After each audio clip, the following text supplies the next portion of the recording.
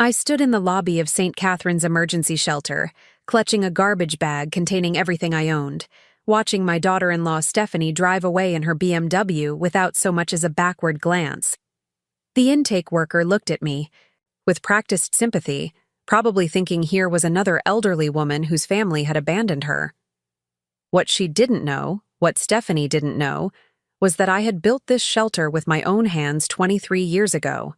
In fact, I owned this one and 49 others across 3 states. But as I signed my name on the intake form, I decided to let them all keep thinking I was just another broken-down old woman with nowhere else to go. Before we jump back in, tell us where you're tuning in from. And if this story touches you, make sure you're subscribed, because tomorrow I've saved something extra special for you. My name is Ruth Ann Bailey, and for 72 years, I've learned that people show you exactly who they are when they think you have nothing left to offer them. I spent 40 years building a fortune in commercial real estate, starting with a single rundown apartment building I bought with my late husband's life insurance money. By the time I retired at 65, I owned a portfolio worth over $30 million, including a chain of homeless shelters that had helped thousands of people get back on their feet. I kept my wealth private, living modestly in a small house, driving an old Honda, shopping at thrift stores not out of necessity but because I believed in living below my means.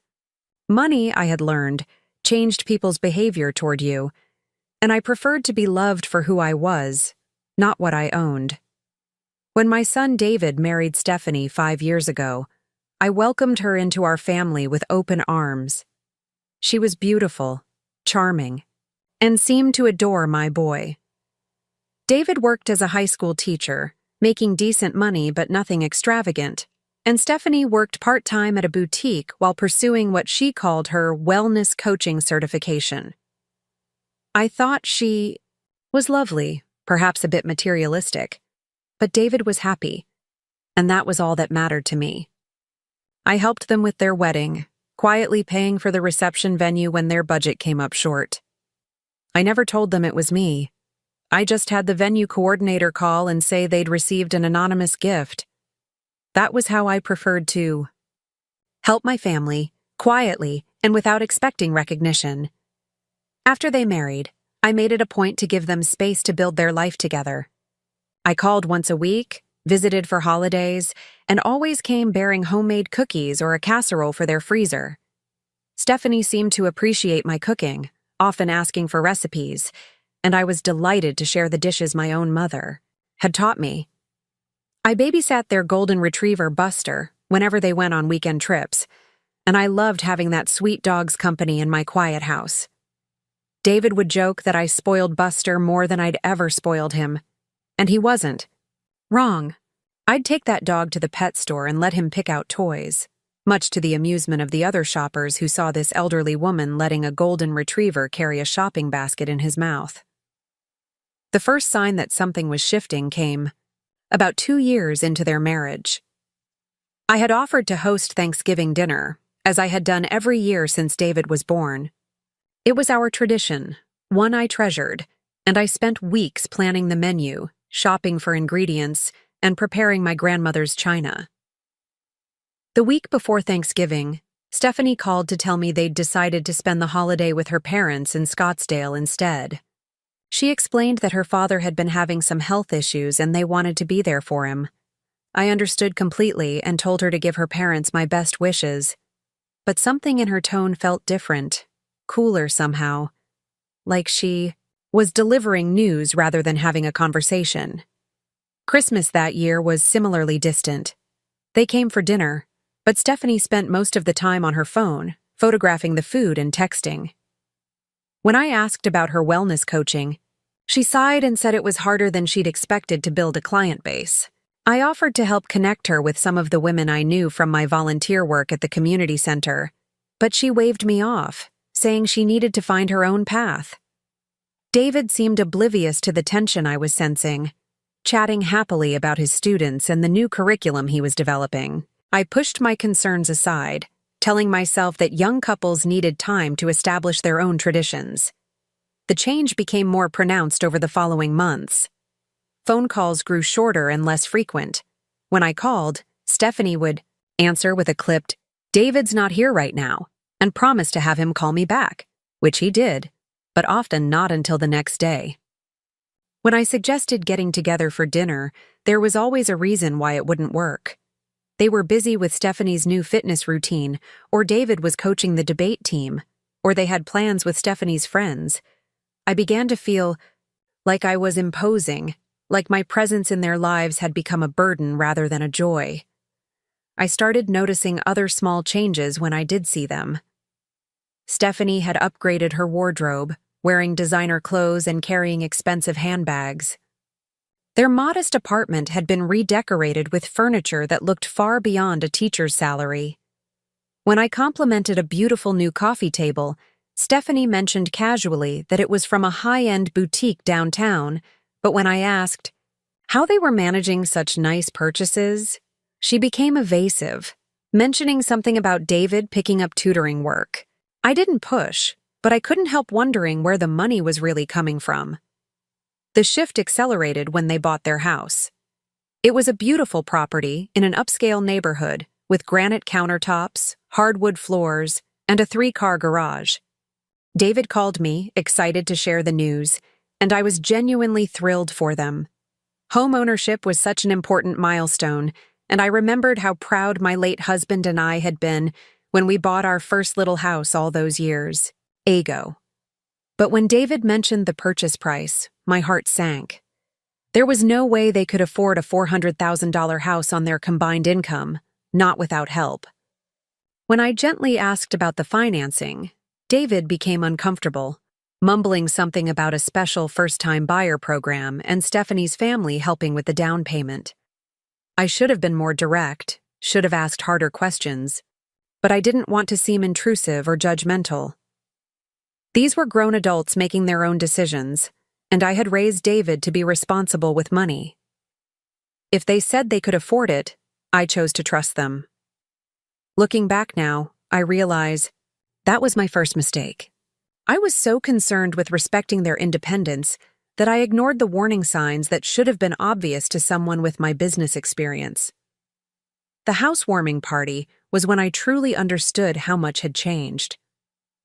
Stephanie had invited dozens of people I'd never met, mostly her new friends from the country club she'd somehow joined. The house was beautifully decorated, with catered food and a bartender mixing cocktails. Everyone was dressed expensively, talking about their vacation homes and investment portfolios. I felt completely out of place in my simple dress and cardigan, clutching a casserole dish that suddenly seemed embarrassingly homemade next to the elegant spread Stephanie had arranged. What hurt most was how Stephanie introduced me to her friends. "This is David's mother," she would say, without warmth or elaboration, as if I were a distant relative who had to be acknowledged but not celebrated. When one of her friends asked what I did, Stephanie answered before I could speak, saying I was retired and lived quietly in the old part of town. There was something dismissive in her tone, as if my modest lifestyle was somehow embarrassing to her. I caught David watching this exchange with a troubled expression, but he didn't correct her or add anything about my volunteer work or the life I'd built for myself. During the party, I overheard Stephanie talking to a group of women about how exhausting it was to manage all the family obligations that came with marriage. She complained about having to include older relatives in their social plans and how it limited their ability to do the things they really wanted to do. One of the women laughed and said she'd learned to set boundaries early in her marriage, and Stephanie nodded enthusiastically, saying she was working on that too. I stood in their beautiful kitchen, surrounded by strangers eating food I hadn't contributed to, and realized that I had become the family obligation Stephanie was trying to manage. The exclusion became more systematic after that. Birthday dinners were celebrated at restaurants I wasn't invited to, with photos posted on social media showing happy groups of people I didn't recognize. Holiday plans were made without consulting me, and I learned about them through casual mentions in our increasingly brief phone conversations. When I suggested visits, Stephanie would explain that they were so busy with their new lifestyle, their fitness classes, their social commitments, She made it sound like they were living this incredibly full and exciting life that simply didn't have room for a quiet elderly woman who enjoyed cooking and gardening. I tried talking to David directly, calling him at work to suggest father-son activities that wouldn't require Stephanie's participation. We managed a few lunch dates, and during those meals, I caught glimpses of the son I recognized. He would tell me about his students, ask about my garden, laugh at my stories about Buster's latest mischief. But even then, I could sense he was distracted, checking his phone frequently, always aware of the time. When I asked how things were going at home, he would smile and say everything was great, but something in his eyes suggested otherwise. The money questions started coming about 6 months after they bought the house. David called one evening, his voice strained, asking if I might be able to help them out with some unexpected expenses. The roof needed repairs, he said, and their insurance wasn't covering as much as they'd hoped. I offered to give them the money outright, but David insisted it would be a loan, that they would pay me back within 6 months. I transferred $5,000 to their account the next day, happy to help my son when he needed it. When I asked if everything else was okay financially, he assured me it was just a temporary setback, but the requests kept coming. Car repairs, medical bills, property taxes that were higher than expected. Each time David called personally, apologetically, promising it was the last time and that they would start paying me back soon. I gave them the money without hesitation, not because I couldn't afford it, but because I loved them and wanted to help. What I didn't realize was that these weren't emergency requests. They were funding a lifestyle that required constant financial support, and I had become their primary source of that support. It was Stephanie's birthday dinner that opened my eyes to what was really happening. David had invited me to join them at an expensive steakhouse downtown, the kind of place where appetizers cost more than I usually spent on an entire meal. I dressed carefully in my best outfit, looking forward to celebrating with my family. But when I arrived, I found them with a table full of friends, all dressed in designer clothes, ordering multiple bottles of wine that cost more per bottle than I spent on groceries in a week. The bill for that dinner must have been close to $1,000, and I watched David pay it without hesitation, using a credit card I'd never seen before. Preparing and narrating this story took us a lot of time, so if you are enjoying it, subscribe to our channel. It means a lot to us. Now back to the story. Later, when I mentioned the expensive dinner and asked how they were managing to pay for such things while still needing help with basic expenses, David became defensive. He said they deserved to enjoy life while they were young, that they worked hard and shouldn't have to live like paupers just because money was tight sometimes. When I gently suggested that perhaps they could scale back their social spending until they were more financially stable, he accused me of not understanding their generation's approach to work-life balance. The conversation ended with both of us frustrated and hurt, and I realized that the son I'd raised to value financial responsibility had been replaced by someone I barely recognized. That was when I began to understand that Stephanie hadn't just married David, she had transformed him. The modest, thoughtful young man who used to volunteer at soup kitchens and drive his car until it literally wouldn't run anymore had become someone who thought nothing of spending my money on luxury dinners while complaining about not being able to afford roof repairs. I had unwittingly enabled this transformation by providing financial support without asking hard questions about how that money was being used. The realization that I was being taken advantage of came gradually, then all at once. The promises to pay me back stopped coming. The requests for money became demands, delivered not with apology, but with expectation. When I hesitated to transfer money for what David called a financial emergency that turned out to be funding for a weekend trip to wine country, Stephanie called me herself for the first time in months. Her tone was cold and businesslike as she explained that family was supposed to support family, and that my reluctance to help was causing David stress that was affecting their marriage. That phone call was a turning point for me. For the first time, I clearly saw the dynamic that had developed. I had become an ATM for their lifestyle, valued only for my willingness to provide money without questions or conditions. My presence in their lives was tolerated as long as I continued to fund their choices, but my actual person, my feelings, my need for connection and family had become irrelevant. I was being used, systematically and deliberately, by people I loved unconditionally. But I still didn't understand how deep the manipulation went. I still believed that David was essentially the good person I'd raised, perhaps influenced by his wife's materialism, but not fundamentally changed. I still hoped that if I could just find the right way to communicate, if I could just be patient enough and loving enough, we could work through this difficult period and rebuild our relationship. I had no idea that what was coming would shatter not just my illusions about my family, but my entire sense of who I was and where I belonged in the world. The first hint of the disaster approaching came during what I thought was a routine family dinner. I had offered to cook, hoping to recreate some of the warmth we'd once shared, and surprisingly, they had accepted. I spent all day preparing David's favorite meals, setting the table with my good china, creating the kind of homey atmosphere I remembered from his childhood. When they arrived, I was hopeful that this might be the beginning of healing the distance that had grown between us. But something was wrong from the moment they walked in. Stephanie looked around my modest home with barely concealed disdain, commenting that I really should consider updating my decor and maybe hiring someone to help with the housework.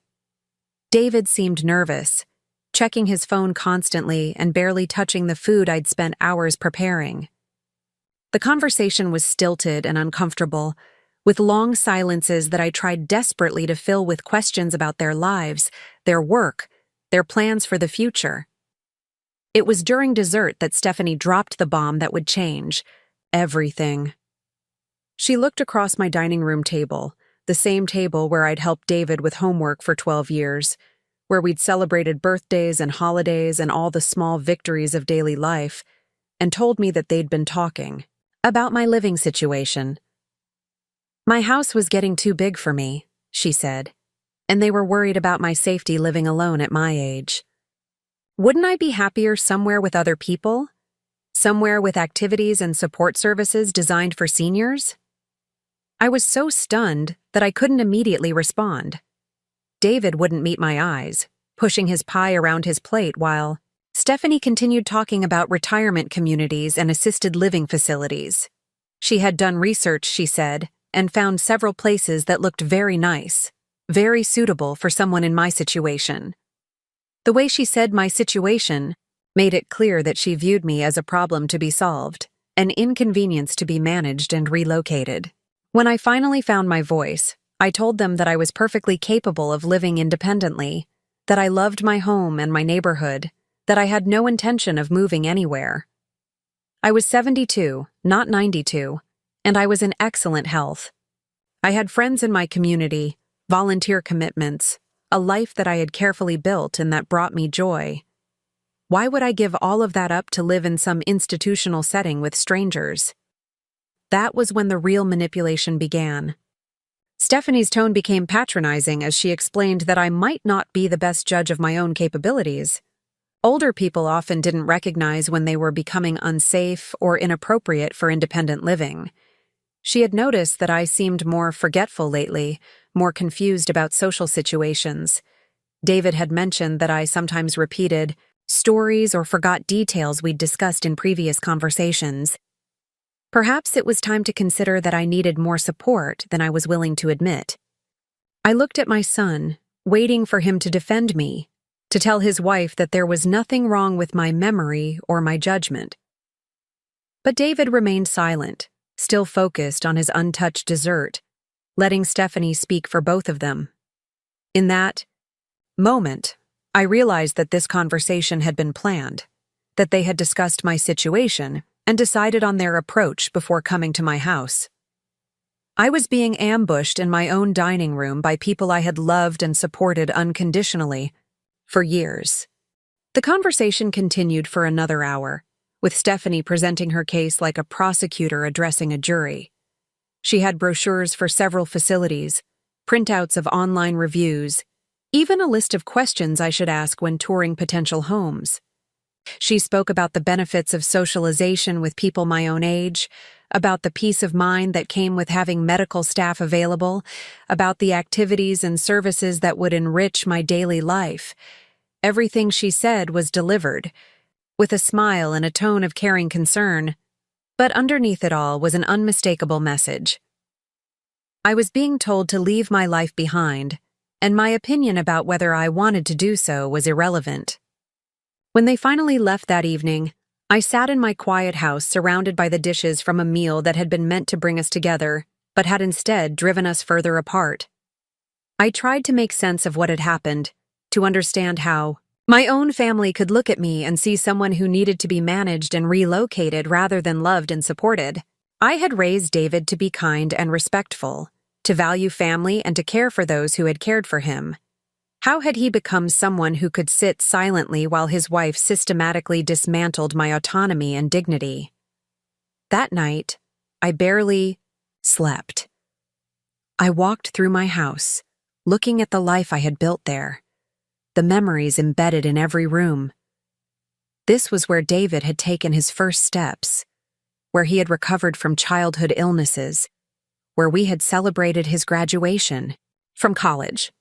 These walls held 40 years of our family's history, and now I was being told to pack it all up and move to some sterile facility where I could be monitored and managed like a child who couldn't be trusted to care for herself. Over the following weeks, the pressure intensified.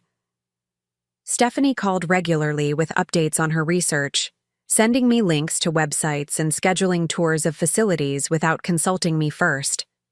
She spoke about the process as if it were already decided, as if my resistance was just a temporary obstacle to be overcome with enough patience and persistence. When I tried to explain that I didn't want to move, she would sigh and say that change was always difficult, but that I would thank them later when I saw how much happier I was in a more appropriate environment. David's role in this campaign was more subtle but equally devastating.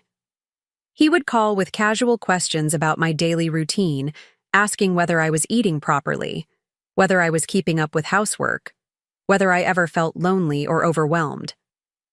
At first, I thought he was showing genuine concern for my well-being, but I gradually realized that my answers were being reported back to Stephanie and used as evidence that I needed supervised care. When I mentioned that I'd forgotten to water my garden one day, that became proof that I was neglecting my responsibilities. When I said I'd been feeling a bit tired, that became evidence that maintaining my household was becoming too much for me. The manipulation was so skillful that I began to doubt myself. Maybe I was more forgetful than I realized. Maybe my house was becoming too much for me to handle. Maybe they could see things about my condition that I couldn't see myself. I started questioning every decision, second-guessing every action, wondering if my insistence on independence was really just stubborn denial of my own limitations. It was during this period of self-doubt that the financial pressure intensified. The requests for money became more frequent and more urgent, always accompanied by reminders of how much easier it would be to manage my finances if I were in a facility where professionals could help me with such complicated matters. Stephanie suggested that it might be wise to consolidate my assets to simplify my financial life before making such a major transition. She offered to help me organize my paperwork to make sure all my accounts were properly managed and accessible. I was beginning to feel trapped, surrounded by people who claimed to love me, but were systematically dismantling my independence and autonomy. Every conversation felt like an interrogation, every interaction like a test I was somehow failing. I started withdrawing from my volunteer activities, partly because I was tired of defending my choices, and partly because I was afraid that any mistake or forgetfulness would be reported back to David and Stephanie as further evidence that I needed supervised care. The breaking point came on a Tuesday afternoon in March, when I fell in my kitchen while reaching for a dish on a high shelf. It was a minor accident, just a stumble that resulted in a bruised hip and a scraped hand. But when Stephanie heard about it, she treated it like a medical emergency. She insisted on taking me to the hospital, where the doctors confirmed that I was fine, that falls were common at any age, and that there was no indication of any serious problem. But Stephanie took the medical report and twisted it into evidence that I was becoming a danger to myself. Within days, she had scheduled tours at 3 different facilities, telling me that the fall had made it clear that I could no longer live safely on my own. She spoke about the accident as if it were the inevitable result of my declining condition rather than a simple mishap that could have happened to anyone. When I protested that a single fall didn't mean I was incapacitated, she responded with a litany of other concerns. My forgetfulness, my social isolation, my inability to maintain my property properly, my confusion about financial matters. I realized then that I had been outmaneuvered. Every conversation we'd had, every question David had asked, every concern Stephanie had raised, had been building toward this moment. They had constructed a case against my independence so methodically that my own minor accident was now being presented as the final piece of evidence that I needed to be institutionalized.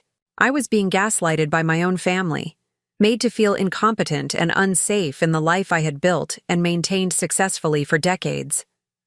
The tours were humiliating experiences where Stephanie spoke about me as if I weren't there, discussing my needs and limitations with staff members who nodded sympathetically. The facilities were nice enough, clean and well-staffed, with activities and services designed to keep residents busy and content. But they weren't home, and they weren't my choice.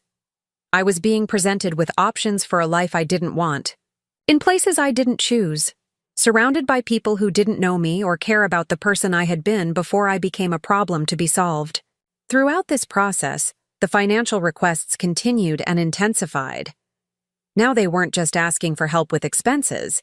They were asking me to help them expand their lifestyle while simultaneously arguing that I was too incompetent to manage my own finances.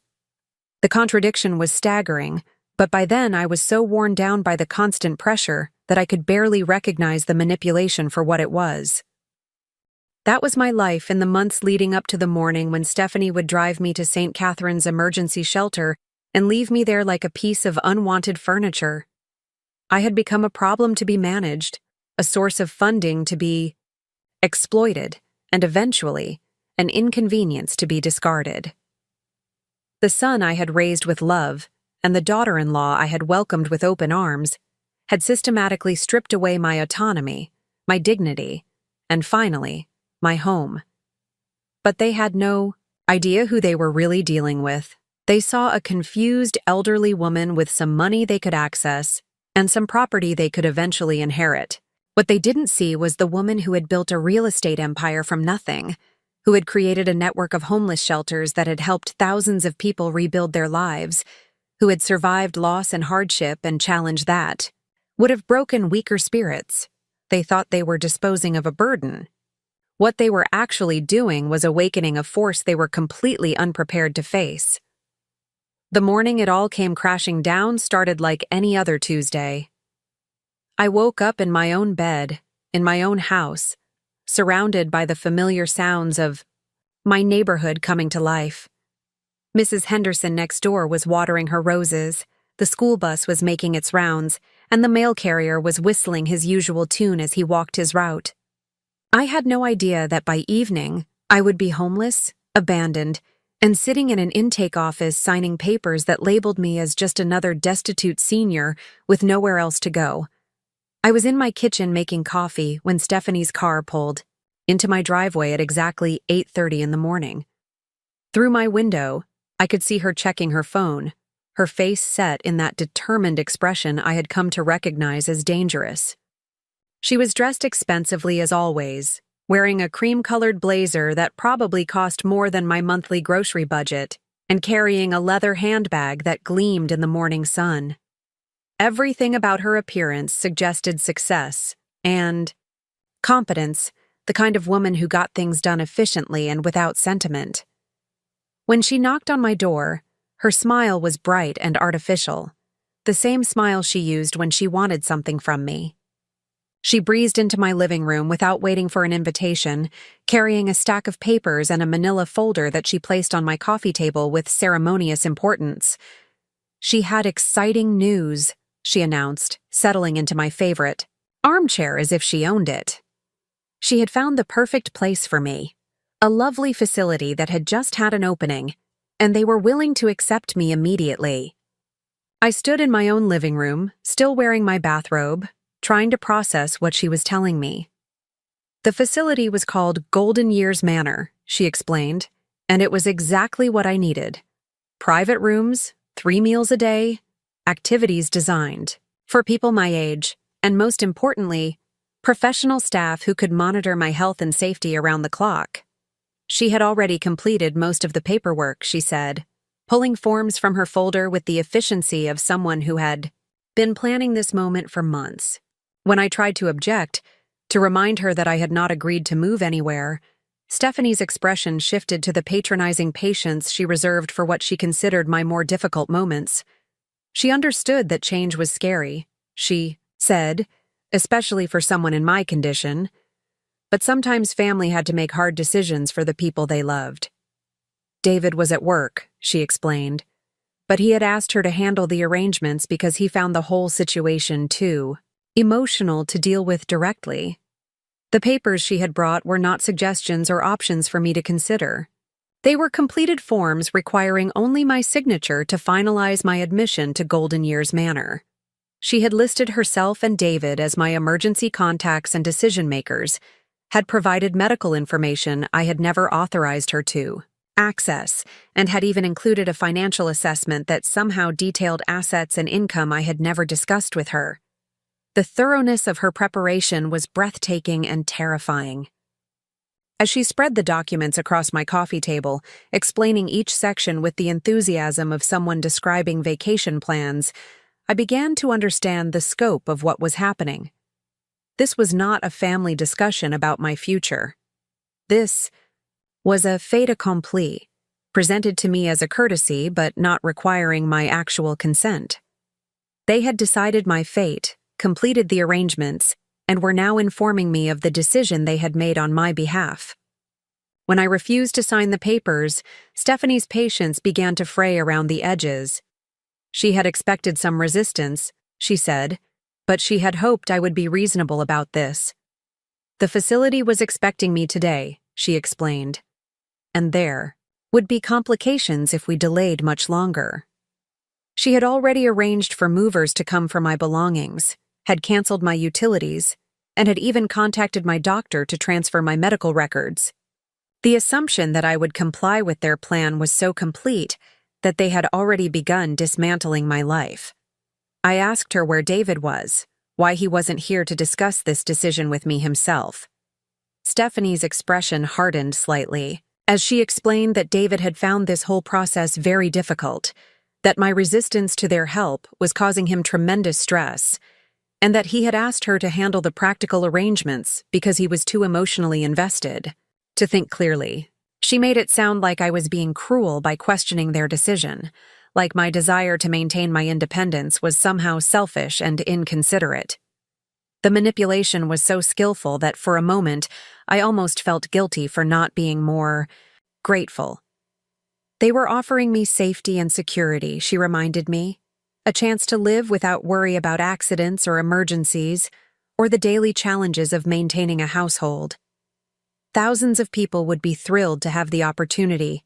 I was rejecting, she said, and my stubbornness was not only ungrateful but potentially dangerous to my own well-being.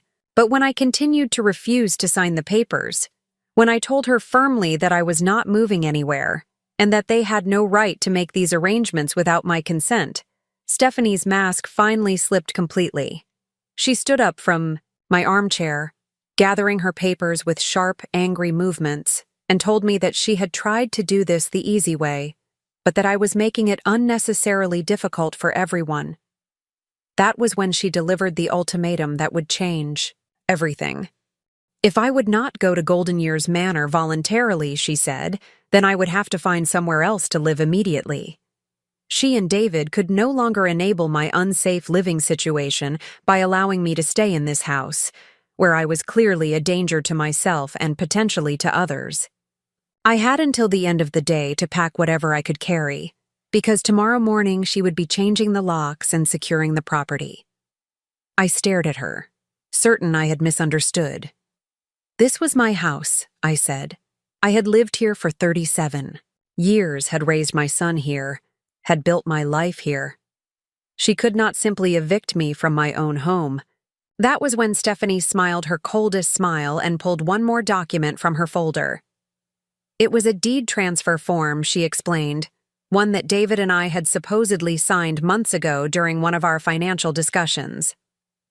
According to this document, I had transferred ownership of my house to David in exchange for his promise to care for me in my old age. I had never signed such a document, had never even discussed such an arrangement, but there was my signature at the bottom of the page, witnessed and notarized. The signature looked like mine, but I had no memory of signing anything that would give away my home.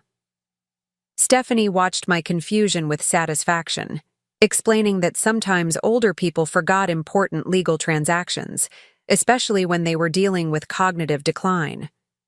The important thing was that the transfer was legal and binding, and that meant David had every right to decide who could and could not live in the house. The room began to spin as I realized the depth of their deception. Somehow they had manipulated me into signing away my home, probably during one of those conversations about organizing my paperwork or simplifying my finances. I had trusted them completely, had signed papers without reading them carefully because they were my family, and I believed they had my best interests at heart.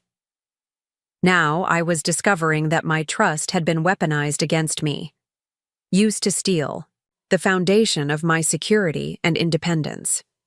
Stephanie was still talking, explaining that this was really for the best, that the stress of property ownership was clearly too much for me, and that David would make sure the house was properly maintained and eventually sold for fair market value. She spoke about my situation as if it were a business transaction being concluded, rather than a family being torn apart by greed and manipulation. Her tone was professional and detached, as if she were a social worker discussing the placement of a difficult client, rather than a daughter-in-law destroying the life of the woman who had welcomed her into the family. When I asked to speak to David, to hear this decision from him directly, Stephanie told me he was teaching and could not be disturbed. But she had his full authority to handle this matter, she said, and delaying would only make things more complicated for everyone involved.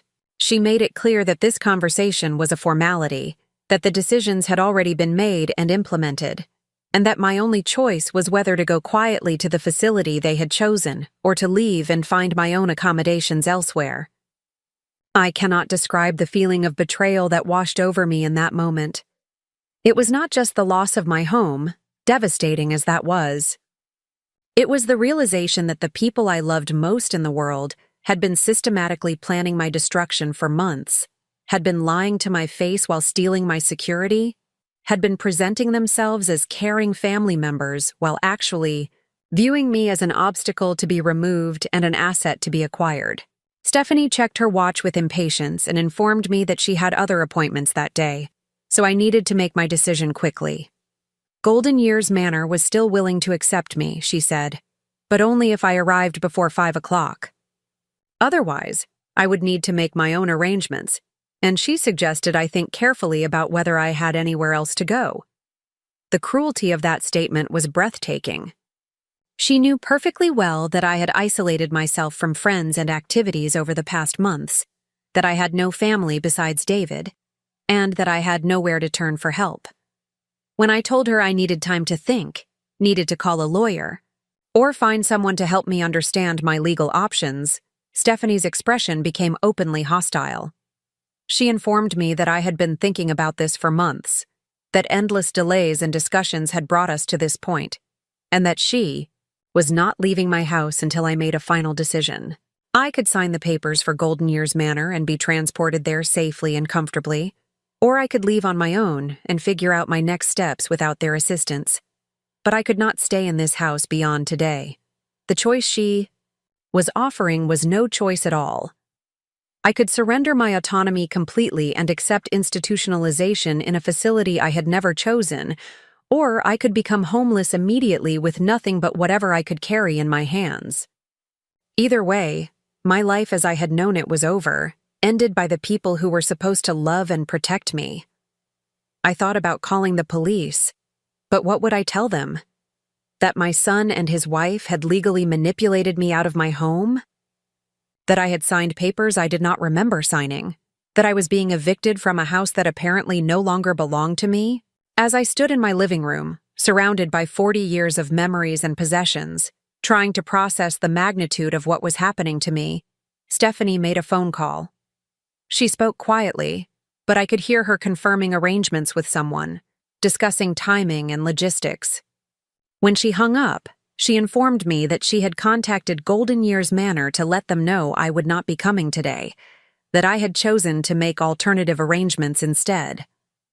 The way she phrased it made it sound like the decision had been mine, like I had rejected their generous offer in favor of something else.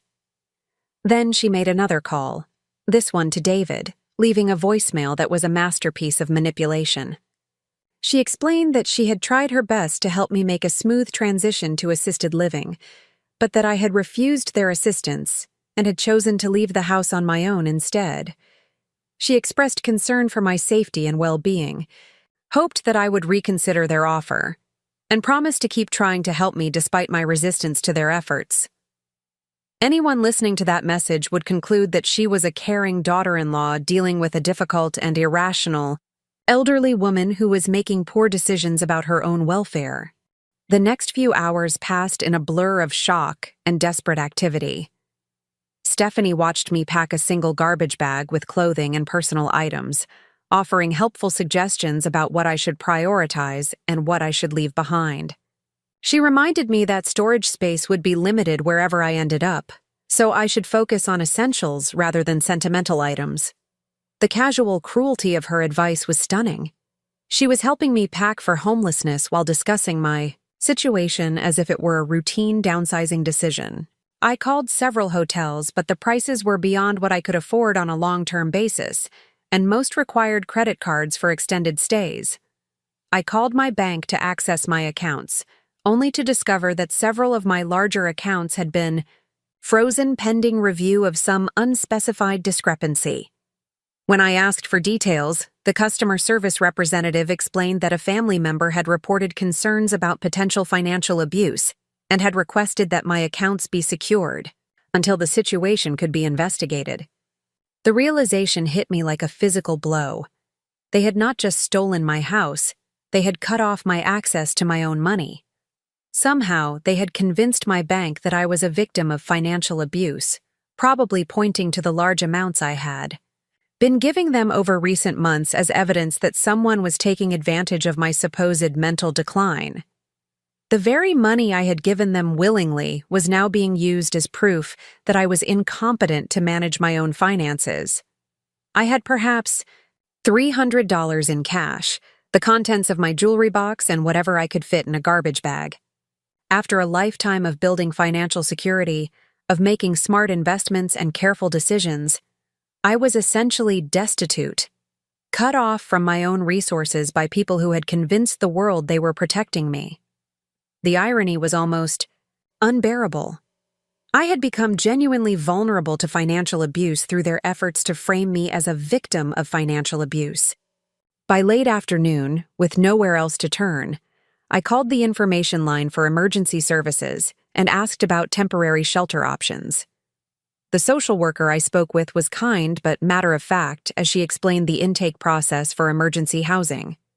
Most shelters required people to arrive during specific hours, she said, and space was limited, especially for elderly clients who might need additional support services. She gave me the address for St. Catherine's Emergency Shelter and explained that they had the best programs for seniors who found themselves temporarily displaced. When Stephanie heard me making this call, her expression shifted to something that looked almost like satisfaction. This was exactly what she had expected. She said exactly why she had been so concerned about my ability to live independently. Here I was, after just a few hours on my own, already calling homeless shelters because I could not manage to arrange proper housing for myself. This proved that her assessment of my capabilities had been correct, and that my resistance to their help had been foolish and self-destructive. She offered to drive me to the shelter herself, presenting this as a final act of family kindness. She could not in good conscience allow me to navigate public transportation with my limited mobility and obvious confusion, she said. It would be safer for everyone if she delivered me to the shelter personally and made sure I was properly admitted to their care. The way she spoke about it made it sound like she was doing me an enormous favor, rather than completing the final step in my systematic destruction. The drive to St. Catharines was surreal. Stephanie chatted pleasantly about the weather, the traffic, the neighborhood we were passing through, as if we were going shopping together rather than completing my abandonment. She mentioned that she would check on me periodically, would make sure I was receiving proper care, and would keep working to find more permanent solutions to my housing situation. She spoke about my future as if she were still managing my care, still making decisions on my behalf, even as she delivered me to a homeless shelter. When we arrived at St. Catharines, Stephanie walked me to the entrance with the solicitous concern of someone helping an elderly relative navigate a medical appointment. She spoke briefly with the intake worker, explaining that I was a family member who had experienced some difficulties and needed temporary assistance. She provided them with basic information about my situation, emphasizing my age and her concerns, about my ability to care for myself independently. Everything she said was technically true, but presented in a way that painted me as someone who had failed to manage her own life, rather than someone who had been systematically robbed and abandoned. Before she left, Stephanie hugged me goodbye with what appeared to be genuine emotion. She told me to take care of myself, to cooperate with the shelter staff, and to call her if I needed anything. She reminded me that she and David still cared about me, still wanted to help me, and that this situation was temporary until we could work out something more suitable. To anyone watching, she looked like a devoted family member making a difficult but necessary decision about an elderly relative's care. As I watched her BMW pull away from the shelter parking lot, I understood that this had never been about my safety or well-being. This had been about removing me as an obstacle to their plans, about gaining control of my assets, and about eliminating my influence on David's choices. They had succeeded beyond their wildest dreams. Not only had they stolen my home and frozen my accounts, but they had done it in a way that made me look like the problem, like someone whose own poor judgment had led to her homelessness. The intake process at St. Catharines was thorough but compassionate. The social worker, a young woman named Maria, asked detailed questions about my circumstances, my health, my family situation, and my immediate needs. I told her the truth about what had happened, but I could see in her eyes that my story sounded like the confused rambling of someone who could not accept responsibility for her own poor decisions. An elderly woman claiming that her family had stolen her house and her money was probably not unusual in this setting. Maria explained that St. Catharines was an emergency shelter designed to provide short-term housing while clients worked with social services to develop longer-term plans. Most residents stayed for a few days or weeks while they connected with family members, accessed government benefits, or found alternative housing arrangements. The shelter provided meals, basic medical care, and case management services to help people navigate the complex systems designed to assist homeless individuals. My room was small but clean, containing a narrow bed, a small dresser, and a chair, next to a window that looked out onto the shelter's courtyard. The walls were painted a cheerful yellow, and someone had hung artwork that looked like it had been created by local school children. It was institutional but not unkind, the sort of place designed to provide dignity and safety for people who had lost everything. I sat on the edge of the bed, still holding my garbage bag of possessions, and tried to understand how my life had been reduced to this single room in a homeless shelter. That first night was the longest of my life. I lay awake listening to the sounds of the shelter settling around me, The footsteps in the hallway, the muffled conversations of other residents, the distant hum of the heating system. I thought about my house, probably empty now except for the furniture that Stephanie had deemed too worthless to move. I thought about David, wondering if he knew where I was, if he cared, if he had any idea what his wife had done in his name. But mostly, I thought about the woman I had been just 24 hours earlier. Ruth Ann Bailey, retired businesswoman, volunteer, homeowner, mother. That woman had been flawed but competent, lonely but independent, trusting but not stupid. How had she become this woman? This homeless charity case clutching a garbage bag in an emergency shelter? How had 40 years of careful living and smart decisions been undone so completely and so quickly? I also thought about St. Catherine's itself, about the irony of where I had ended up. This shelter, this building, this program that was now housing. Me in my darkest hour was part of a network I knew intimately, not as a client, but as the person who had created it. 23 years earlier, I had purchased this building when it was a defunct factory, had overseen its renovation into emergency housing, had hired the first staff and developed the programs that were now serving me as if I were a stranger. The young social worker who had processed my intake, the case manager who would meet with me tomorrow, the director who ran the day-to-day operations of this facility. They all worked for me, though none of them knew it. My foundation owned St. Catherine's and 49 other shelters across 3 states, employing hundreds of people whose mission was to help homeless individuals rebuild their lives and regain their independence. I was lying in a bed I had bought, in a room I had designed, receiving services I had funded, while being treated as a charity case by my own employees. The bitter irony was not lost on me. Stephanie had dumped me at a homeless shelter thinking she was delivering me to the most humiliating possible destination for someone of my supposed social standing. She had chosen this place specifically because she thought it would be degrading, because she wanted me to understand how far I had fallen from my previous life.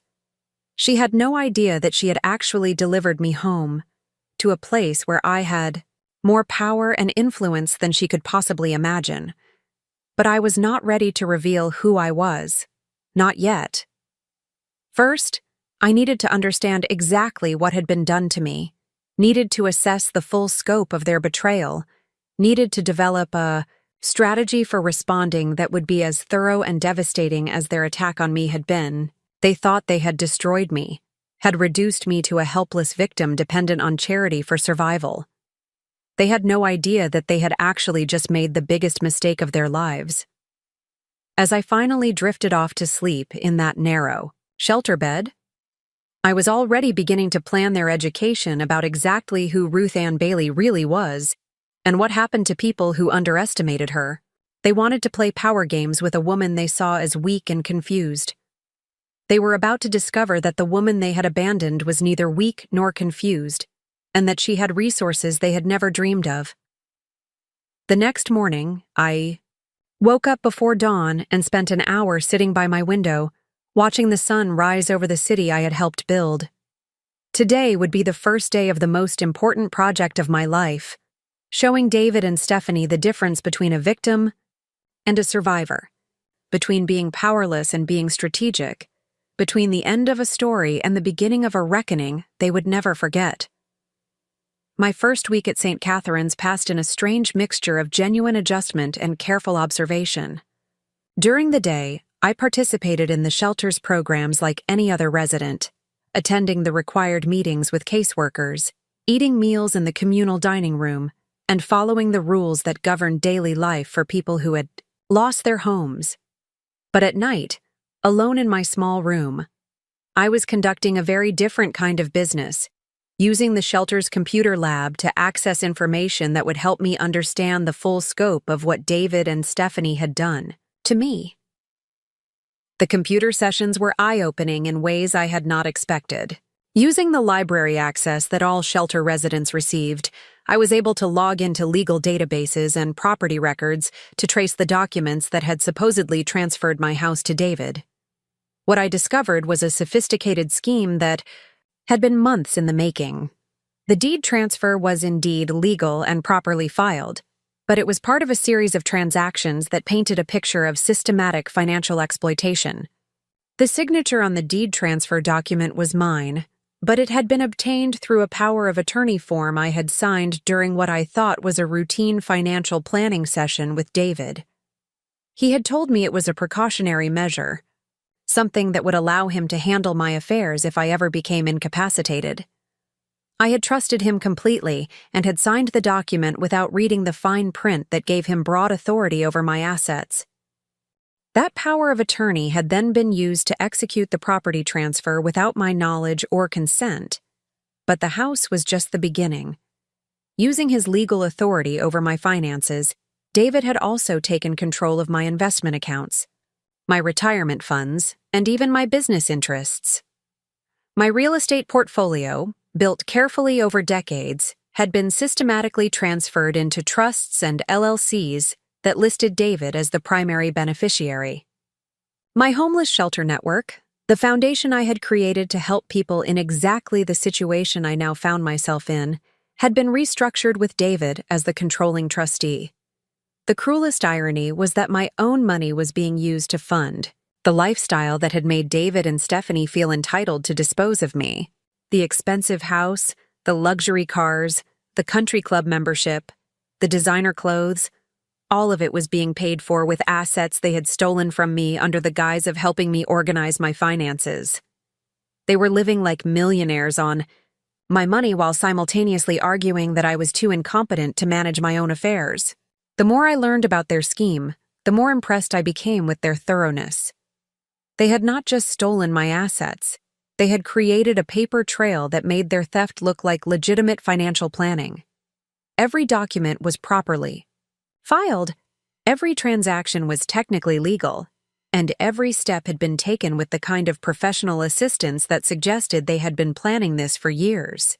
This was not a crime of opportunity. It was a carefully orchestrated campaign to strip me of everything I owned while making me look like a confused elderly woman who needed their protection. What they had not counted on was my business experience and my connections in the legal and financial communities. Even as a homeless shelter resident with limited resources, I still knew people who owed me favors, who remembered deals we had done together, who respected the woman I had been before David and Stephanie had tried to erase her. I began making quiet phone calls, reaching out to lawyers and accountants who had worked with me over the years, explaining my situation in terms that made clear I was not the confused victim I appeared to be. The responses were immediate and reassuring. Within days, I had assembled a legal team that included some of the most respected attorneys in the state, all of whom were willing to work on contingency because they knew my track record and understood the resources that would be available once my assets were recovered.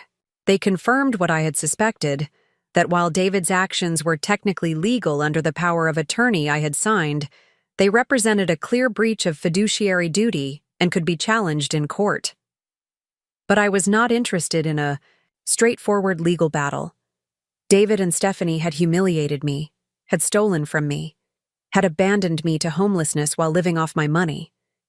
A simple lawsuit to recover my assets would not adequately address the scope of their betrayal. I wanted them to experience the same powerlessness and desperation they had inflicted on me.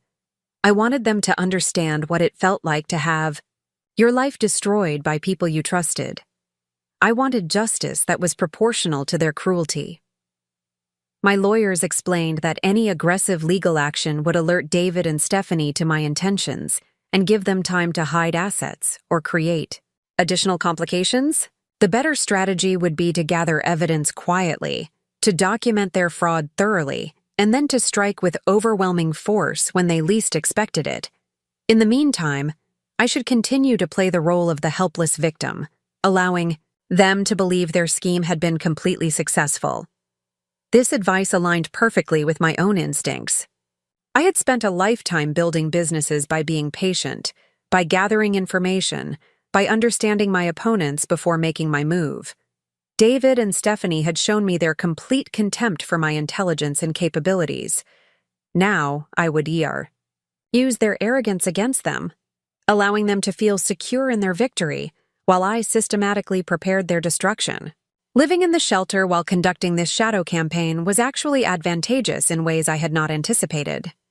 My days were structured around the routines and requirements of shelter life, which provided perfect cover for my real activities.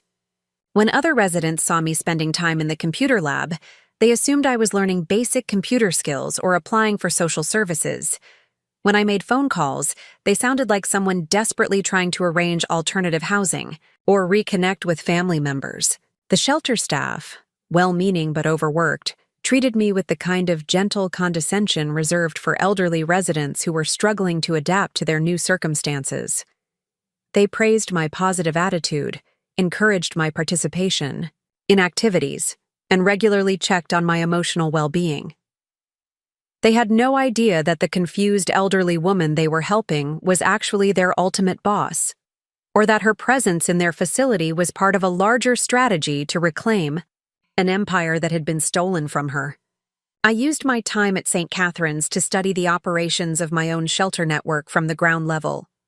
I observed the daily challenges faced by staff members, listened to the concerns of other residents, and identified areas where our services could be improved.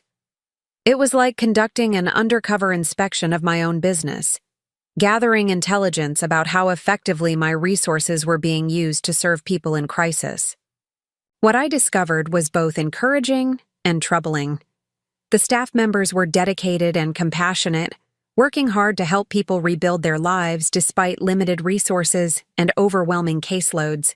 But the shelter was also understaffed and underfunded, operating at capacity with waiting lists for services that should have been readily available. I realized that while my foundation was providing basic funding for operations, we were not investing enough in the programs and staffing that would truly transform people's lives. This observation sparked an idea that would become central to my plans for David and Stephanie. They had stolen my wealth and used it to fund their selfish lifestyle, while people who genuinely needed help continued to struggle with inadequate resources.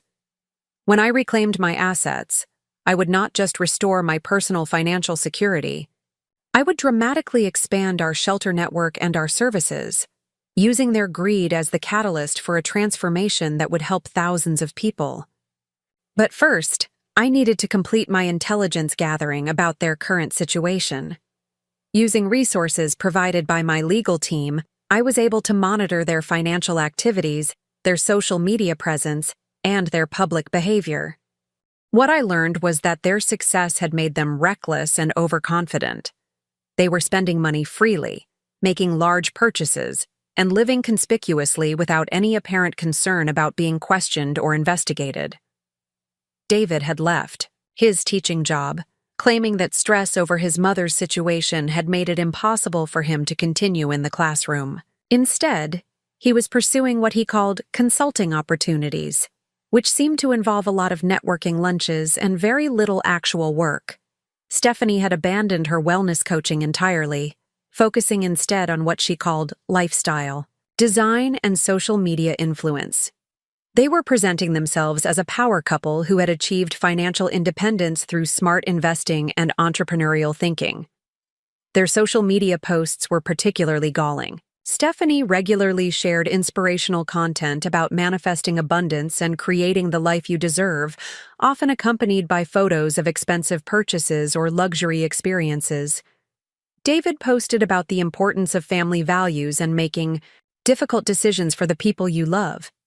They had constructed a public narrative in which they were successful, generous, and family-oriented, while the woman whose money funded their lifestyle was sleeping in a homeless shelter. The most painful posts were the ones about me. Stephanie occasionally shared vague updates about dealing with a family member who was struggling with aging and independence, always framing herself as the long-suffering daughter-in-law who was doing her best to help someone who refused to accept assistance. She wrote about the challenges of watching someone you love make poor decisions, about the guilt that came with setting necessary boundaries, and about the importance of self-care when dealing with difficult family situations. David's posts were more subtle but equally manipulative. He shared articles about elder care and the challenges facing adult children who had aging parents with cognitive decline. He wrote about the difficulty of balancing respect for someone's autonomy with concern for their safety, about the heartbreak of watching a parent become someone you no longer recognized. He presented himself as a grieving son who had been forced to make impossible choices about his mother's care. Reading these posts while sitting in a homeless shelter, knowing that every word was a lie designed to justify their theft and abandonment, was almost unbearable. They had not just stolen my money and my home, they had stolen my story, rewriting the narrative of my life to make themselves the heroes and me the villain. They were using my situation to generate sympathy and admiration from people who had no idea what had really happened. But their public relations campaign also provided valuable intelligence about their psychology and their vulnerabilities. They needed to be seen as successful and admirable, needed to maintain their image as people who had earned their lifestyle through legitimate means. This need for public validation would become a crucial element in my strategy for exposing them. When the truth about their fraud became public, the contrast between their curated image and their actual behavior would be devastating. My legal team was making excellent progress in documenting their crimes and preparing the groundwork for recovering my assets. But I wanted to do more than simply reclaim what they had stolen. I wanted them to experience the same shock and helplessness I had felt when I discovered their betrayal. I wanted them to understand what it felt like to have your life destroyed by someone you trusted. I wanted their education to be as thorough and devastating as their attack on me had been. The opportunity I had been waiting for came through an unexpected source. During one of my regular sessions with Maria, my caseworker at the shelter, she mentioned that the facility was preparing for its annual fundraising gala, a black tie, event that brought together donors, community leaders, and supporters of our homeless services network. The event was scheduled for the following month and would feature presentations about our programs, testimonials from people who had been helped by our services, and appeals for increased funding. Maria explained that they were looking for residents who might be willing to share their stories at the gala to help donors understand the real impact of their contributions. She thought I might be a good candidate because of my positive attitude and my articulate way of expressing myself. Would I be interested in speaking to the gala audience about my experience at St. Catherine's and what the shelter had meant to me during this difficult time in my life? The irony of the invitation was perfect. David and Stephanie would almost certainly attend the gala, as they had been making a point of appearing at high-profile charity events as part of their image management strategy. They would expect to spend the evening being praised for their generosity and their success, networking with other wealthy donors, and basking in the admiration of people who saw them as pillars of the community. Instead, they would find themselves listening to a testimonial from the homeless woman they had abandoned, delivered at an event honoring the foundation they had stolen from her. I accepted Maria's invitation enthusiastically, explaining that I would be honored to share my story. If it would help other people in similar situations, I began working on my speech immediately, crafting words that would tell the complete truth about my experience while revealing information that would shatter David and Stephanie's carefully constructed facade. The speech would serve multiple purposes. It would expose their fraud to an audience of influential community members. It would demonstrate that I was far from the confused victim they had portrayed, and it would mark the beginning of their very public downfall. As I prepared for the gala, I also worked with my legal team to coordinate the timing of our formal legal action. The lawsuits to recover my assets would be filed the morning after the gala, ensuring that David and Stephanie would have no opportunity to hide money or destroy evidence once they realized their scheme had been discovered. By the time they woke up the day after the event, they would find their accounts frozen, their assets seized, and their reputations destroyed.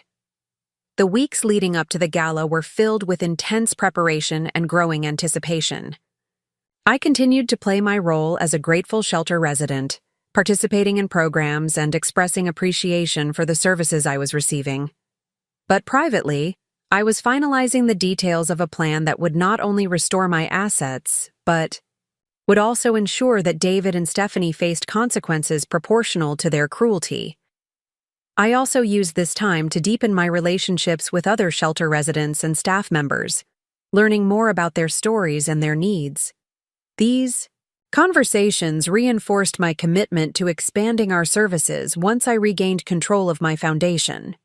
The people I was living with deserved better than the bare minimum of emergency housing and basic case management. They deserved programs that would truly help them rebuild their lives and achieve sustainable independence. One conversation particularly stayed with me. An elderly woman named Dorothy had been living at the shelter for 3 months after being evicted from her apartment when her Social Security benefits were temporarily suspended due to a bureaucratic error. She had worked as a seamstress for 50 years, had raised 3 children as a single mother, and had never asked for help from anyone. But a simple mistake in government paperwork had left her homeless and dependent on charity, despite having paid taxes and contributed to society her entire life. Dorothy's story reminded me that homelessness was not a personal failing or a character flaw, but a systemic failure that could affect anyone who lacked adequate resources or support networks. People like Dorothy deserved more than temporary shelter.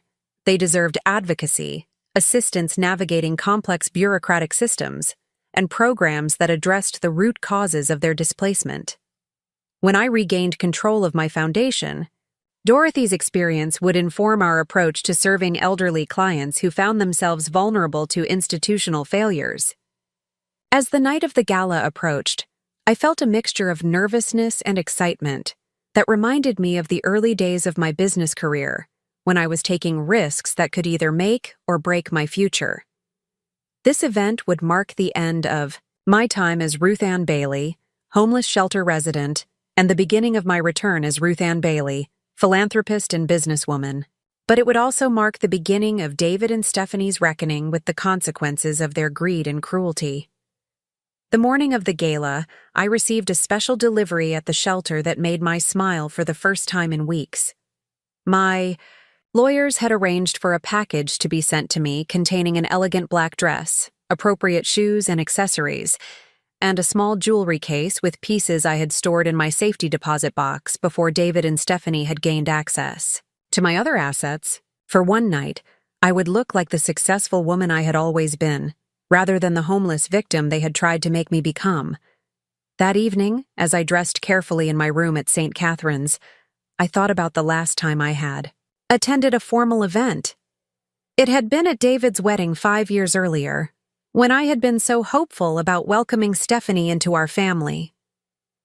I had worn my best dress that night, had given a toast about love and loyalty and the importance of family bonds. Now I would be wearing my best dress again. But this time my words would be about betrayal and justice and the price of underestimating someone you should have loved. As I applied my makeup and arranged my hair, I caught sight of myself in the small mirror above my dresser. The woman looking back at me was not the broken victim that David and Stephanie thought they had created. She was someone who had survived their worst, who had learned from their cruelty, and who was about to remind them that Ruth Ann Bailey was not someone who could be discarded without consequences. Tonight, they would learn the difference between ending someone's story and giving her a powerful new chapter to write.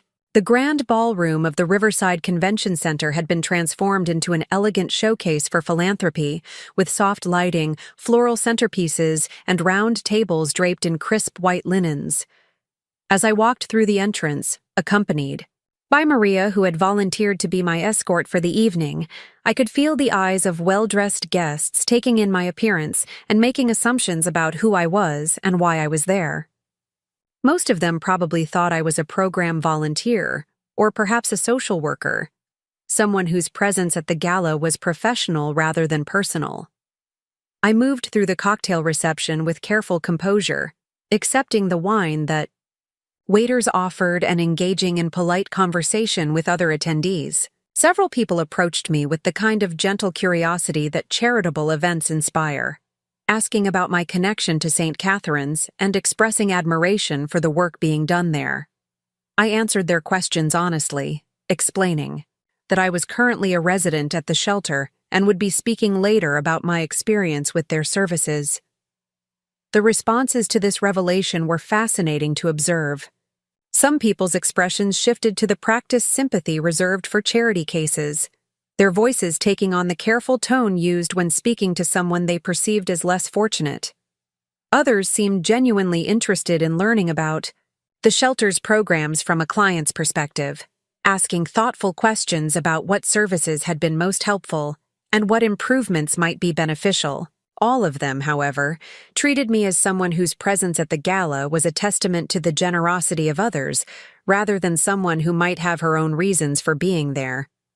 About an hour into the reception, I spotted David and Stephanie across the room, holding court with a group of other couples who appeared to be part of their new social circle. Stephanie was wearing a stunning emerald green gown that probably cost more than some families spent on housing in a month, and David looked polished and confident in an expensive tuxedo that fit him perfectly. They were laughing at something.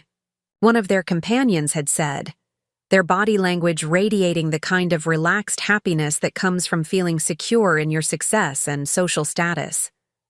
I watched them for several minutes, studying their interactions with the other guests, and noting how comfortable they had become in this rarefied social environment.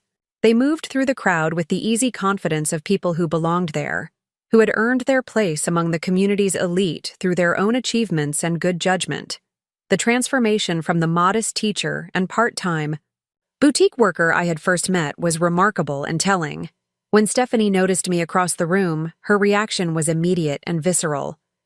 Her face went pale beneath her carefully applied makeup, and she grabbed David's arm with enough force to interrupt his conversation mid-sentence. I saw her whisper something urgent in his ear, saw his eyes scan the crowd until they found me, saw the shock and confusion register on his features as he tried to process what he was seeing. For a moment, our eyes met across the crowded ballroom, and I saw in David's expression a mixture of guilt, fear, and something that might have been relief.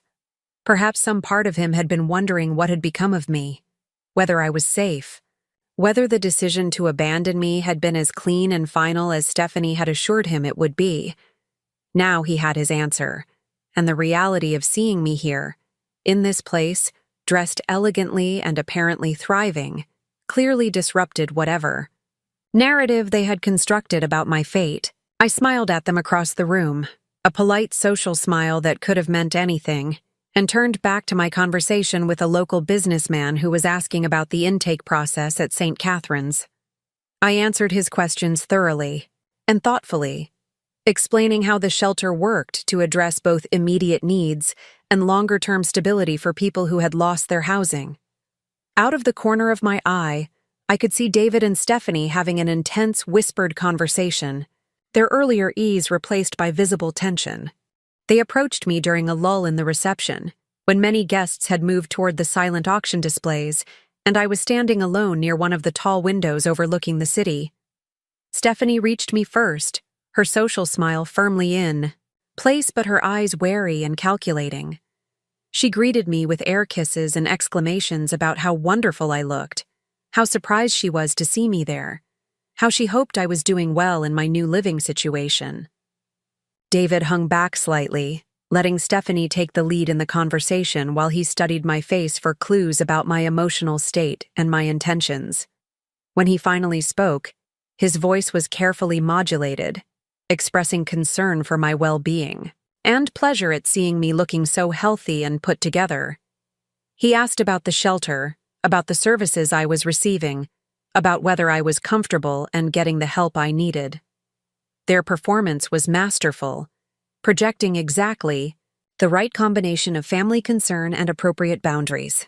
To anyone observing our interaction, they looked like caring relatives who were pleased to see that their elderly family member was receiving good care in a difficult situation. They managed to convey both affection and distance, suggesting that, while they cared about my welfare, they had made the wise decision to step back and allow professionals to provide the assistance I needed. I responded to their questions with equal skill, thanking them for their concern and assuring them that I was indeed receiving excellent care at St. Catherine's. I mentioned how grateful I was for the services available there, how impressed I had been with the staff's dedication and professionalism, and how much I was learning about the challenges faced by people who found themselves unexpectedly homeless. My tone was warm and appreciative, giving no hint of anger or resentment that might make them suspicious of my intentions. When Stephanie asked what I was doing at the gala, I explained that I had been invited to speak about my experience as a client of the shelter's services. The information clearly startled both of them, though they tried to hide their reaction behind expressions of pleased surprise. Stephanie commented on how wonderful it was that I felt ready to share my story, while David expressed pride in my resilience and my willingness to help other people understand the value of the shelter's programs. Neither of them asked what I planned to say in my speech, though I could see the question in their eyes.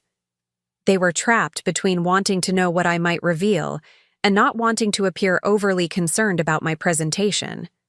Instead, they focused on expressing support for my decision to speak publicly about my situation, emphasizing how brave and generous it was for me to share such a personal experience with strangers.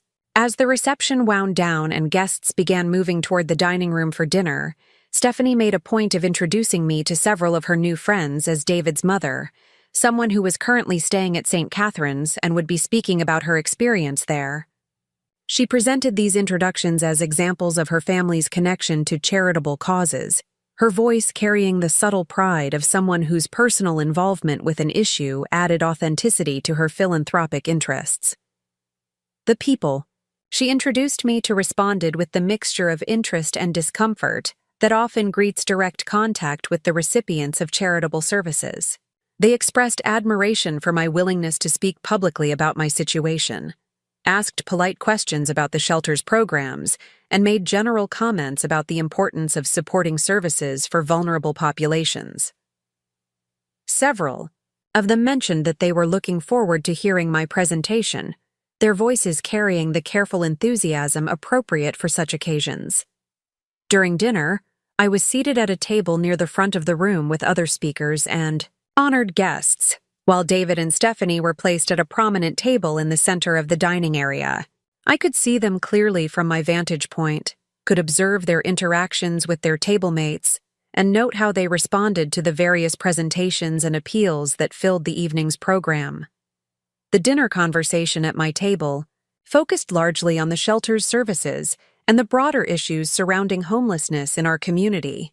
The other speakers included a formerly homeless veteran who had used shelter services to transition into permanent housing and employment, a social worker who managed caseloads for families with children, and a local business owner who had created job training programs specifically for people experiencing housing instability.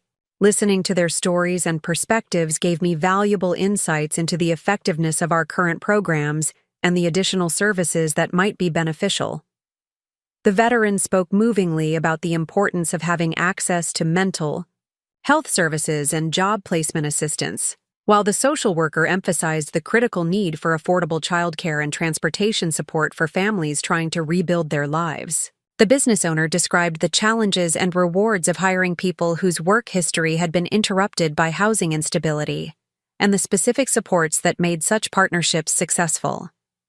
These conversations reinforced my determination to dramatically expand our shelter network services once I regained control of my foundation. The people sitting around me represented both the potential for transformation that existed when adequate resources were available and the limitations imposed by insufficient funding and narrow program scope.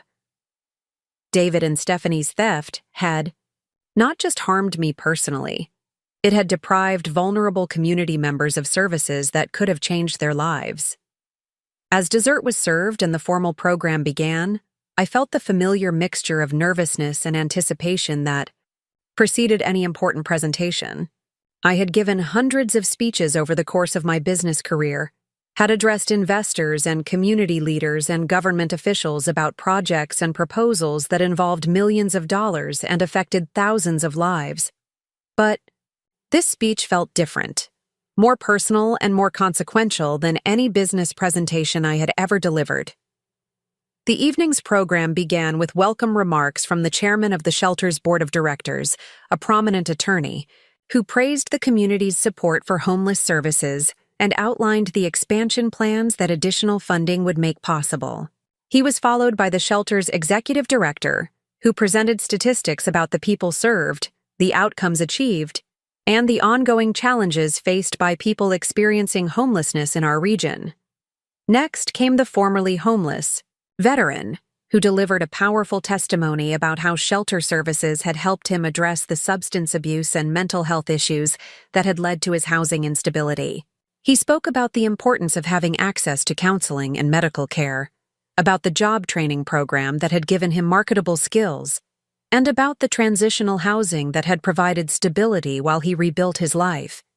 His presentation was moving and effective, generating sustained applause and visible emotion from audience members.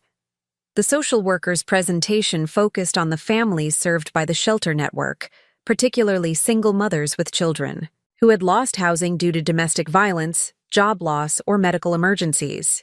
She described the comprehensive services needed to help these families achieve stability, from emergency shelter to child care to financial counseling to permanent housing assistance. Her remarks emphasized the complex factors that contributed to family homelessness and the long-term investment required to address them effectively. Throughout these presentations, I watched David and Stephanie's reactions carefully. They applauded at appropriate moments and maintained expressions of thoughtful concern, but I could see the tension in their posture and the frequent glances they exchanged. They were clearly anxious about what I might say when my turn came, though they were trying to appear supportive and engaged like the other guests around them. When the executive director introduced me as a current resident of St. Catharines who would be sharing her perspective on the shelter's services, I rose from my seat and walked to the podium with the same confidence I had brought to countless business presentations. The audience settled into attentive silence as I adjusted the microphone and looked out over the sea of well-dressed faces, many of whom were seeing me for the first time as someone other than a polite guest at their cocktail reception. I began my remarks by thanking the audience for their support of homeless services and expressing gratitude for the opportunity to share my story with them. I explained that 6 weeks earlier, I had never imagined I would find myself homeless, had never thought I would need the services provided by emergency shelters, had never considered that someone like me could end up in such circumstances. The audience leaned forward slightly, drawn into the narrative of an educated, articulate woman whose experience challenged their assumptions about homelessness. I described my arrival at St. Catharines on that terrible Tuesday evening, carrying my possessions in a garbage bag and feeling overwhelmed by the loss of everything I had thought was secure in my life. I spoke about the kindness of the intake staff, the cleanliness and safety of the facility, the dignity with which residents were treated even in their most vulnerable moments. I praised the case management services, the meal programs, the efforts to help people navigate complex social service systems and develop plans for permanent housing.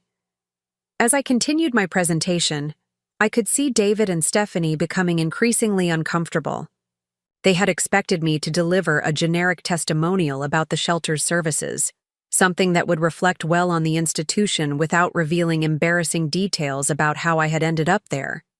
Instead, I was building toward a revelation that would expose their actions to an audience of influential community members who valued integrity and family loyalty. I transitioned into discussing the circumstances that had led to my homelessness, explaining that I had been living independently and successfully until family members convinced me to sign legal documents that I did not fully understand.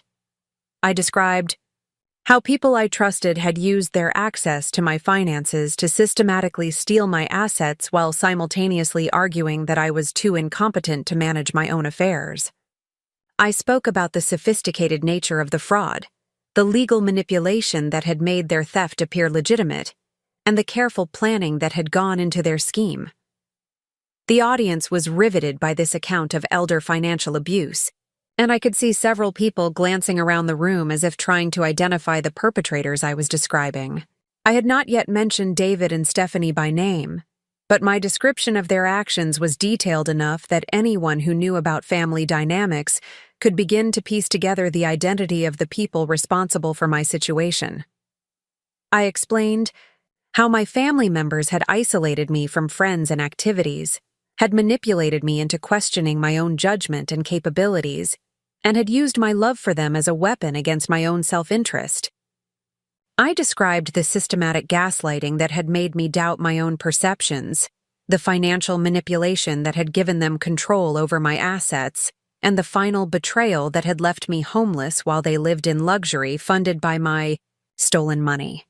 When I revealed that these family members were present in the audience that evening, enjoying a gala funded by charitable donations while the woman they had robbed and abandoned sat in a homeless shelter, the tension in the room became palpable.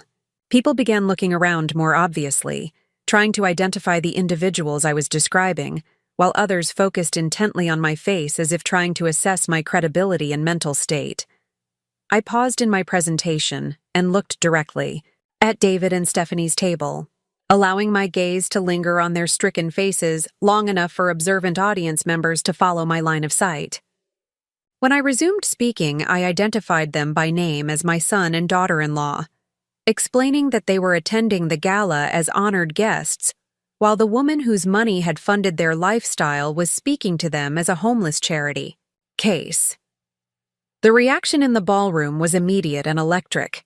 Conversations erupted at tables throughout the room as people turned to look at David and Stephanie, who sat frozen in their chairs like deer caught in headlights. The comfortable social atmosphere of the gala had been shattered by the revelation that two of their fellow attendees were not the successful philanthropists they appeared to be, but criminals who had stolen from an elderly family member and left her destitute. I continued my presentation without acknowledging the commotion my revelation had caused, moving into a discussion of the broader issues surrounding elder abuse and the vulnerability of seniors to financial exploitation by family members. I spoke about the importance of legal protections for elderly people, the need for better oversight of power of attorney arrangements, and the critical role that emergency shelters played in providing safety for people who had been victimized by those closest to them. As I concluded my remarks, I returned to praising the services provided by St. Catherine's and the other shelters in our network, emphasizing how grateful I was for the safety and dignity they had provided during the most difficult period of my life. I thanked the audience for their continued support of homeless services and expressed hope that my story would help them understand the complex factors that could lead anyone to need such assistance. The applause that followed my presentation was sustained and emotional, with many audience members rising to their feet in a standing ovation that seemed to acknowledge both my courage in sharing my story and their outrage at the treatment I had described. As I returned to my seat, I could see David and Stephanie still sitting motionless at their table, surrounded by other guests who were now viewing them with obvious suspicion and distaste. The remainder of the evening's program proceeded with presentations from other shelter supporters and appeals for continued funding, but the energy in the room had been fundamentally altered by my revelations. Conversations at tables throughout the ballroom focused on what they had just heard, with many guests expressing shock at the sophisticated nature of the elder abuse I had described, and admiration for my resilience in surviving such betrayal. During the final appeal for donations, several major donors made larger commitments than had been expected, with more than one specifically mentioning that my presentation had helped them understand the critical importance of shelter services for vulnerable community members. The gala raised significantly more money than in previous years, a result that would benefit genuine homeless individuals, even as it marked the beginning of David and Stephanie's very public downfall. As the evening concluded and guests began to leave, David and Stephanie found themselves increasingly isolated at their table. Several couples who had been part of their social circle made polite excuses and departed quickly, clearly uncomfortable with being associated with people who had been publicly exposed as elder abusers. Other guests avoided eye contact with them entirely, treating them as pariahs whose presence contaminated the charitable atmosphere of the event. I made my way slowly through the crowd toward the exit, accepting congratulations from numerous guests who praised my courage and expressed support for my recovery efforts. Several people handed me business cards and offered assistance with legal matters, housing arrangements, or employment opportunities. The contrast between the warm reception I was receiving and the cold isolation surrounding David and Stephanie could not have been more stark. As I reached the ballroom entrance, I felt a hand on my arm and turned to find David behind me, his face pale and his expression desperate. He asked if we could speak privately, if there was some way to work things out, if we could discuss the situation like family members who loved each other. His voice carried a note of panic that suggested he was beginning to understand the magnitude of what I had just set in motion. I looked at him calmly and told him that we would indeed be discussing our family situation very soon, but that such conversations would be taking place in legal settings with attorneys present, rather than in private meetings where he could continue to manipulate and deceive me. I explained that his actions had consequences that extended far beyond our personal relationship, and that those consequences would be arriving in his life very shortly. As I walked out of the convention center and into the cool night air, I felt a sense of completion that had been building for weeks. The gala had served multiple purposes. It had exposed David and Stephanie's crimes to an influential audience. It had demonstrated my competence and credibility to people who might have questioned my version of events, and it had marked my emergence from the role of victim into the role of someone seeking justice. Tomorrow would bring the legal reckoning that would restore my assets and establish accountability for their actions. But tonight had been about something equally important: reclaiming my voice and my story from people who had tried to erase both. The morning after the gala arrived with the kind of crisp autumn clarity that makes everything seem sharper and more defined. The judge had reviewed the evidence of their theft and had ordered the immediate restoration of all properties and accounts to my control. David and Stephanie's expensive lifestyle was officially over, funded as it had been entirely by money they had stolen from me. But beyond the personal satisfaction of seeing justice served, I was most pleased by the news that our expanded shelter programs were already receiving inquiries from other communities interested in replicating our services. The publicity surrounding my case had highlighted the need for specialized programs to help elderly victims of financial abuse, and municipalities across the region were reaching out to learn how they could develop similar resources. That evening, I packed my few belongings one final time and prepared to leave St. Catherine's emergency shelter. But I was not leaving as the broken victim that David and Stephanie had tried to create. I was leaving as someone who had survived their worst, who had used their cruelty as motivation to create something better, and who had demonstrated that underestimating Ruth Ann Bailey was a mistake that carried serious consequences. Maria walked me to the entrance of the shelter, where a car was waiting to take me to the hotel where I would stay while my house was being restored to my control. She thanked me for sharing my story and for the example I had provided to other residents about the importance of fighting for justice rather than accepting defeat. She also mentioned that several other elderly residents had asked her about legal resources for addressing family financial abuse, inspired by my willingness to hold my exploiters accountable. As I settled into the back seat of the car and watched St. Catherine's disappear behind me, I reflected on the strange journey that had brought me to this moment. 6 weeks earlier, I had been a confused and heartbroken elderly woman whose family had convinced her that she was no longer capable of living independently. Now I was someone who had orchestrated one of the most comprehensive and public takedowns of financial elder abuse in the state's history. The next morning's newspapers carried full coverage of David and Stephanie's arrest and the legal proceedings that had restored my assets.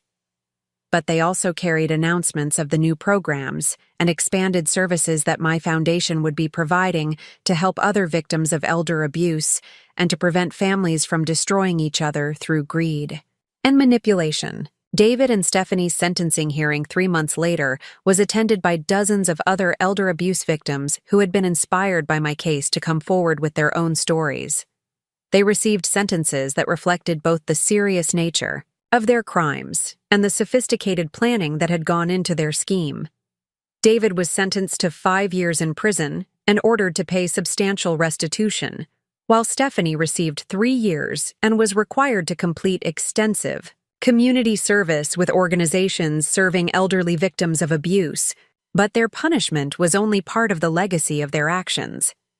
The publicity surrounding their case had led to legislative changes that strengthened protections for elderly people, increased oversight of power of attorney arrangements, and created new criminal penalties for family members who exploited vulnerable relatives. Their greed had inadvertently created a safer environment for thousands of seniors who might otherwise have fallen victim to similar schemes. 5 years later, as I sit in my restored home office reviewing reports from the 57 homeless shelters and elder advocacy centers that now make up my foundation's network, I sometimes think about the irony of what David and Stephanie accomplished through their cruelty. They intended to destroy me, to reduce me to a helpless victim dependent on charity for survival. Instead, they gave me the motivation and the platform to create something far more meaningful than anything I had achieved in my previous career. The Ruth Ann Bailey Foundation now serves thousands of people each year, providing not just emergency shelter, but comprehensive services designed to help people rebuild their lives with dignity and independence. Our elder abuse prevention programs have helped countless families recognize and address problems before they escalate to criminal behavior. Our advocacy efforts have changed laws and policies that now protect vulnerable seniors throughout the region.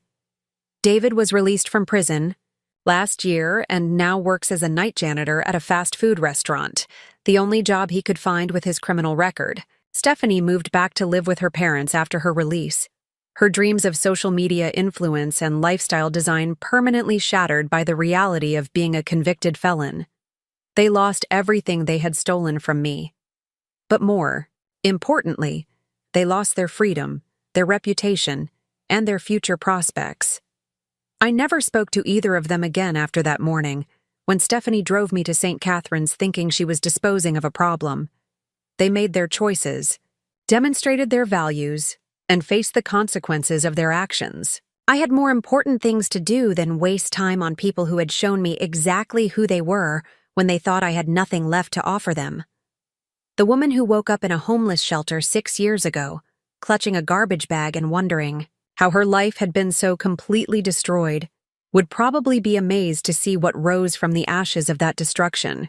Sometimes the worst thing that happens to you becomes the catalyst for the best thing you ever accomplish. David and Stephanie taught me that lesson, though I doubt they intended to. They thought they were writing the end of my story. Instead, they gave me the beginning of my most important chapter. And for that, in a strange way, I suppose I should thank them. But I won't. Some lessons are too expensive for gratitude, and some teachers deserve only the education they receive in return. Up next, you've got 2 more standout stories right on your screen. If this one hit the mark, you won't want to pass these up. Just click and check them out. I woke up in my narrow bed at St. Catharines for what I knew would be the last time, listening to the familiar sounds of the shelter coming to life around me. In a few hours, the legal machinery I had set in motion would begin grinding through the courts, and by evening, David and Stephanie's carefully constructed world would be in ruins. My legal team had coordinated their efforts with military precision. At exactly 9 o'clock, as David and Stephanie were presumably drinking their morning coffee and trying to process the humiliation of the previous evening, simultaneous lawsuits would be filed in 3 different courts. The civil suit seeking recovery of my stolen assets was just the beginning. Criminal charges for elder abuse and fraud were being filed by the district attorney's office, and the state attorney general was launching an investigation into potential violations of fiduciary duty laws. But the legal actions were only part of the reckoning I had planned. While David and Stephanie had been sleeping off their shock from the gala, I had been working with my communications team to ensure that their exposure would extend far beyond the courtroom. Press releases were being distributed to local media outlets, social media campaigns were being launched, and investigative journalists were being provided with detailed documentation of their crimes. I had also been busy making other arrangements, That would demonstrate the difference between someone who used wealth for selfish purposes and someone who understood the responsibility that came with financial resources. The expanded funding I was providing to St. Catherine's and our other shelters would be announced today, along with new programs designed to help elderly victims of financial abuse and expanded services for families with children. At 8:30, I received a phone call from my lead attorney confirming that all documents had been prepared and that the coordinated legal action would proceed as scheduled.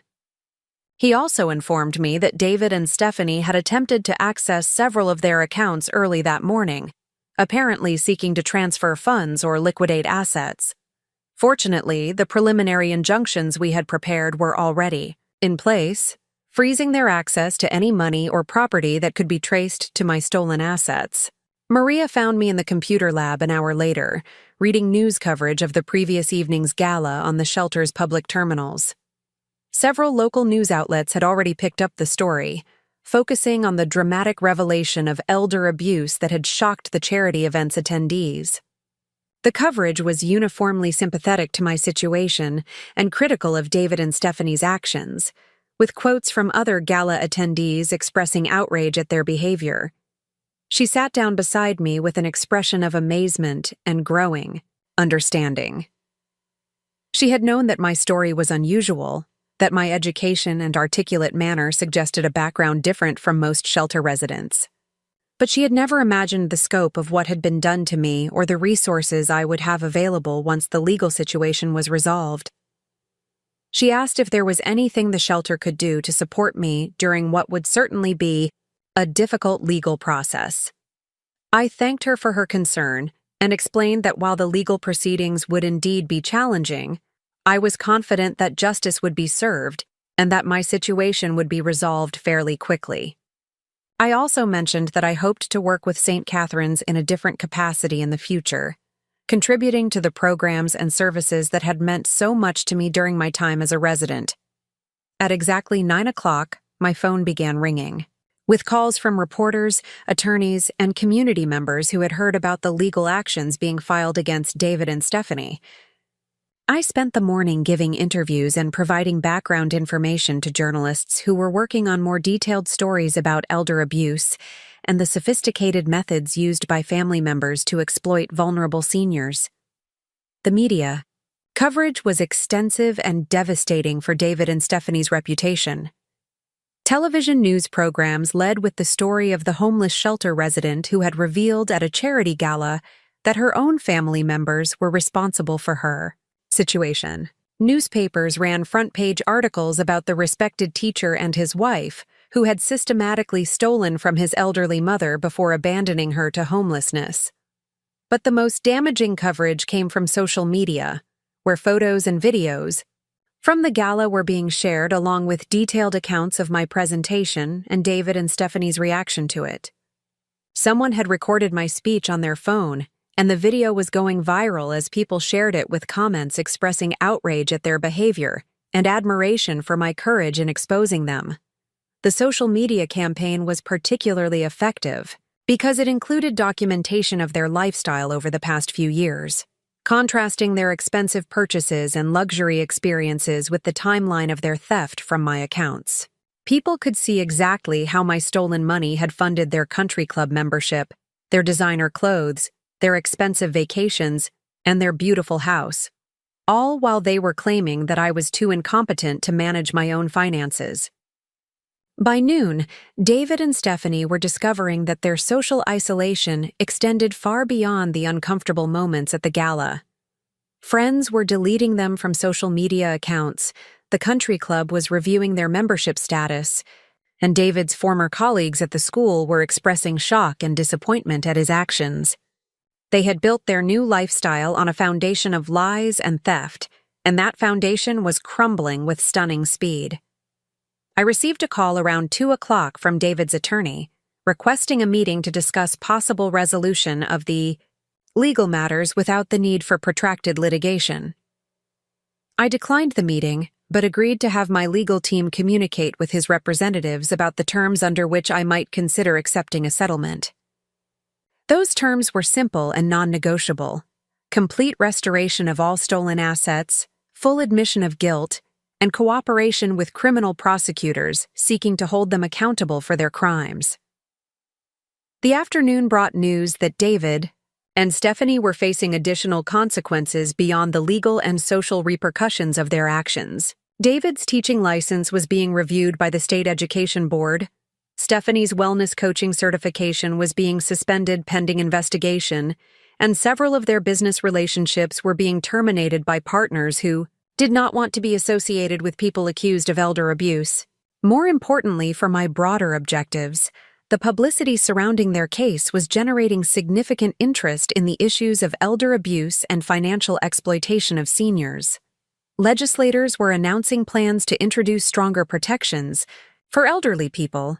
Advocacy groups were launching educational campaigns about the warning signs of family financial abuse, and other victims were coming forward to share their own stories of being exploited by relatives they had trusted.